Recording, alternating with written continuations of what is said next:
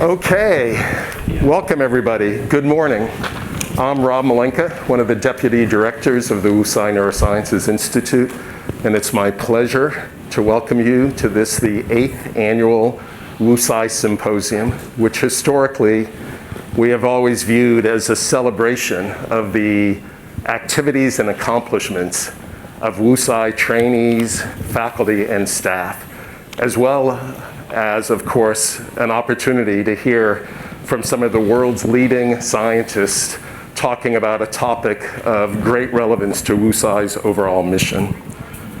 As evidenced by the mask I'm wearing and the hybrid format of this symposium, dealing with the pandemic continues to be a challenge, but because of the efforts of many of the Wu Tsai staff and affiliates, I'm pleased to report that we have adapted successfully and are excited that the labs and facilities in the new Neurosciences building are seeing greatly increased activities, and we welcome all of you to come visit us in that building. We're also very excited that the long-anticipated pub is now open for business, and I encourage all of you who are here on the Stanford campus to check it out. We want it to be a hub of scientific excitement and social activity. So now I'd like to introduce my colleague and co-organizer, Brian Knutson, professor of psychology here at Stanford, who will tell you a little bit more about today's program and its genesis.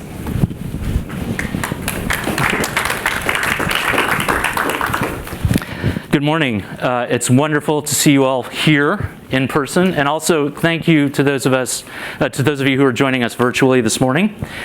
Today's 8th Symposium of Stanford's Wu Tsai Neurosciences Institute is entitled "The Addiction Epidemic from Neuroscience to Policy." And this is a combined effort of the Institute and the NeuroChoice Big Ideas Initiative, which is now in its 7th year and generously supported by the Wu Tsai Neurosciences Institute. I'm Brian Knutson. I co-direct the initiative with Rob Malenka and Keith Humphreys, whom you'll hear from later. And the NeuroChoice Initiative was ambitiously established to address suboptimal choice in addiction. The idea is to bridge levels of analysis, going from molecules and circuits to individuals and even policies. And bridging those levels of analysis is exactly what we hope to do today, what we hope to accomplish today in the talks and discussions that will follow. And so our remarkable guest speakers today are world experts at each level of analysis, and we feel very lucky and honored to be able to host them. They include Brian Kabilka, Valerie Voon, Tino Cuellar, Lenny Bernstein, Yasmin Hurd, George Koob, and Marina Pizziotto. We thank them for their generosity and enterprising spirit in participating in this hybrid format today, despite the pandemic and other uncertainties. So just a few notes about the schedule. In the morning, we'll move up the levels from molecules and circuits to the clinic and policy. Then we'll break for lunch and awards. And in the afternoon, we'll move back down the levels. And we'll end with a summary and a poster reception out there.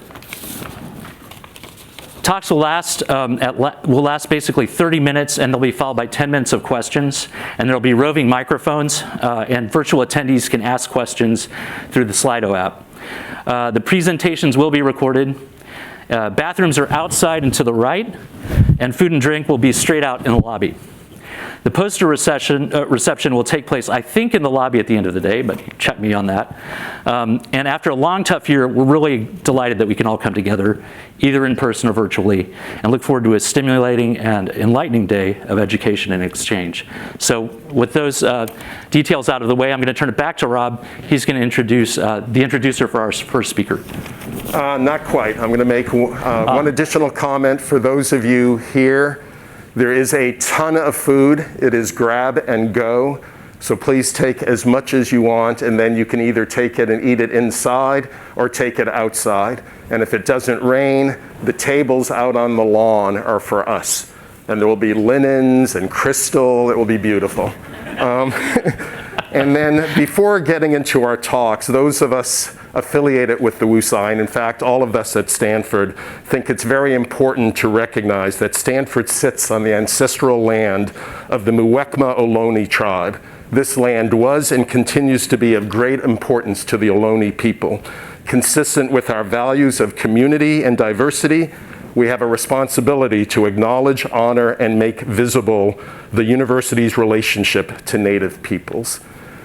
I'd also like to thank and acknowledge the Wu Tsai staff, and in particular Jill Wenzel, who's standing back there, because as you can imagine, putting on a symposium in the middle of a pandemic and doing it in a hybrid format where I'm talking to maybe, I'm going to exaggerate, 300 people, I'm joking, about 50 people in the audience here, and hopefully hundreds of you online, is an unbelievably challenging endeavor.